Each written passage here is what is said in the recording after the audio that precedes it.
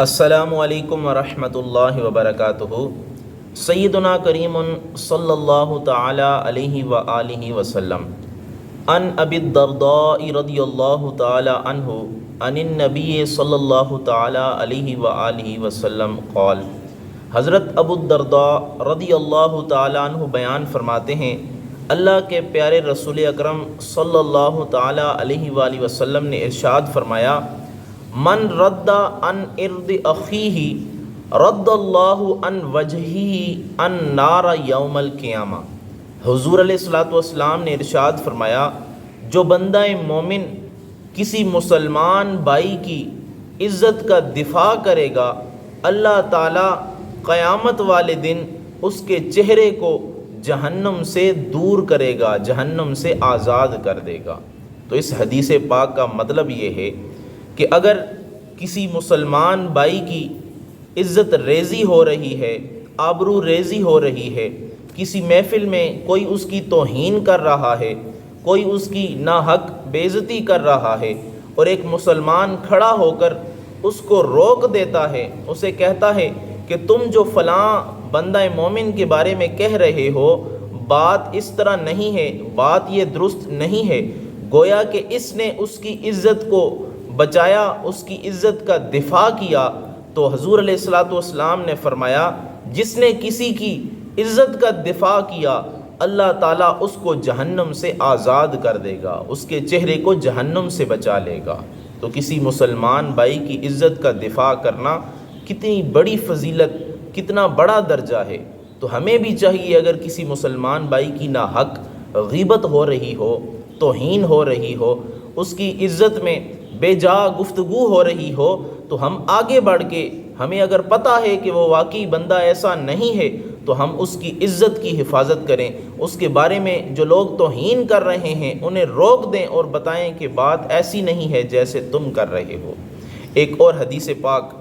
آپ کے سامنے پیش کرتا ہوں۔ حضور علیہ الصلوۃ والسلام نے فرمایا، من نصر اخاہ المسلم بالغیب نصرہ اللہ فی الدنیا والآخرہ۔ جس نے کسی مسلمان بھائی کی غیر موجودگی میں اس کی حفاظت کی، اس کی مدد کی، اللہ تعالیٰ دنیا اور آخرت میں اس کی مدد فرمائے گا۔ تو پتہ چلا، جو آدمی کسی بھائی کی عزت کی حفاظت کرتا ہے، اس کی حفاظت میں مدد کرتا ہے، تو اللہ تعالیٰ دنیا میں بھی اور آخرت میں بھی اس کا مددگار اور ناصر ہوگا۔ ایک اور حدیث پاک میں حضور علیہ الصلوۃ والسلام نے ارشاد فرمایا، من ذب عن ارد اخیہ بالغیب۔ جو بندہ مومن کی اس کی غیر موجودگی میں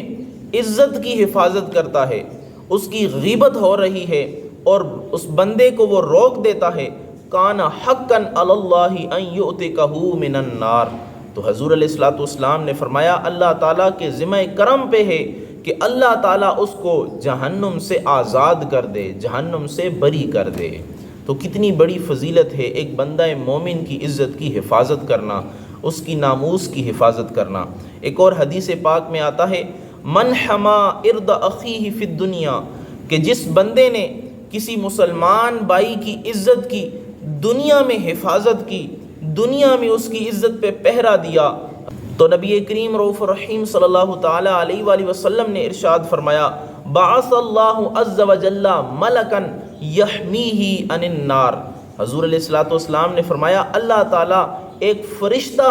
مقرر کر دے گا، ایک فرشتہ پیدا کر دے گا جو اس آدمی کو جہنم میں جانے سے روک دے گا۔ تو ان تمام حدیثوں سے پتہ چلتا ہے کہ اگر کوئی آدمی کسی بندہ مومن کی ناحق بے عزتی کو روکتا ہے، اس کی غیبت ہو رہی ہو اس کو روکتا ہے، اس کی ناموس کی حفاظت کرتا ہے، تو اللہ تعالیٰ قیامت والے دن ایک ایسا فرشتہ پیدا فرما دے گا، ایک ایسا فرشتہ مقرر فرما دے گا جو اس آدمی کو جہنم میں جانے سے روک دے گا۔ تو ذرا اے حضرات، اے بھائیوں، اے دوستو، سوچیں، ایک بندہ مومن کی عزت کی حفاظت کرنے والے کا مقام یہ ہے کہ اللہ تعالیٰ اسے جہنم سے آزاد کر دے گا، اللہ تعالیٰ ایک فرشتہ قائم کر دے گا جو اسے جہنم میں جانے سے روک دے گا، اللہ تعالیٰ اس کی دنیا اور آخرت میں مدد فرمائے گا۔ ایک عام بندہ مومن چاہے وہ نیکوکار ہو یا گنہگار ہو، اس کی عزت کی حفاظت کرنے والے، اس کی عزت کا دفاع کرنے والے کا مقام یہ ہے۔ تو جو تمام نبیوں کے تاجدار ہیں، جو تمام نبیوں کے سردار ہیں، تمام لوگوں کے سردار ہیں، اگر ان کی ختم نبوت پہ کوئی پہرا دے گا، ان کی ختم نبوت کا کوئی تحفظ کرے گا، تو اس کا مقام اور مرتبہ کیا ہوگا۔ آپ نے دیکھا ہوگا حضور نبی کریم رؤوف الرحیم صلی اللہ تعالیٰ علیہ وآلہ وسلم کی ختم نبوت پہ جو اپنی جان لوٹاتے ہیں، اپنا مال لوٹاتے ہیں، اپنا تن من دھن، اپنے بچے بھی حضور علیہ الصلوۃ والسلام کی ختم نبوت کے تحفظ کے لیے پیش کرتے ہیں، تو اللہ تعالیٰ انہیں دنیا میں بھی عزت اور شہرت عطا فرماتا ہے، دنیا میں بھی انہیں مقام اور مرتبہ عطا فرماتا ہے، اور کل قیامت کے دن بھی اللہ تعالیٰ انہیں مقام و مرتبہ عطا فرمائے گا۔ ایک عام بندہ مومن کی عزت کی حفاظت کرنے والے کا یہ مقام ہے، تو جو تمام نبیوں کے سردار ہیں، جو تمام نبیوں کے تاجدار ہیں، ان کی عزت کی حفاظت کرنے والا، ان کے ختم نبوت پہ پہرا دینے والا، ان کے ختم نبوت پہ اپنی جان، اپنا مال، اپنی اولاد، سب کچھ جو ہے وہ وارنے والا، اس کا مقام و مرتبہ کیا ہوگا۔ اب اس میں ہم نے جو حدیث پاک پڑھی، اس میں یہ بھی ہے کہ امام غزالی رحمۃ اللہ تعالیٰ علیہ فرماتے ہیں الساکت شریک المغتاب، کہ اگر کہیں کسی پہ غیبت ہو رہی ہے اور آدمی ایک چپ کر کے بیٹھا ہے، تو یہ آدمی بھی اس غیبت کرنے والے کی طرح گنہگار ہوگا۔ جتنا وہ غیبت کرنے والا گناہگار ہے، اتنا ہی یہ آدمی جو خاموشی کے ساتھ اس کی غیبت سن رہا ہے، یہ بھی گناہگار ہوگا۔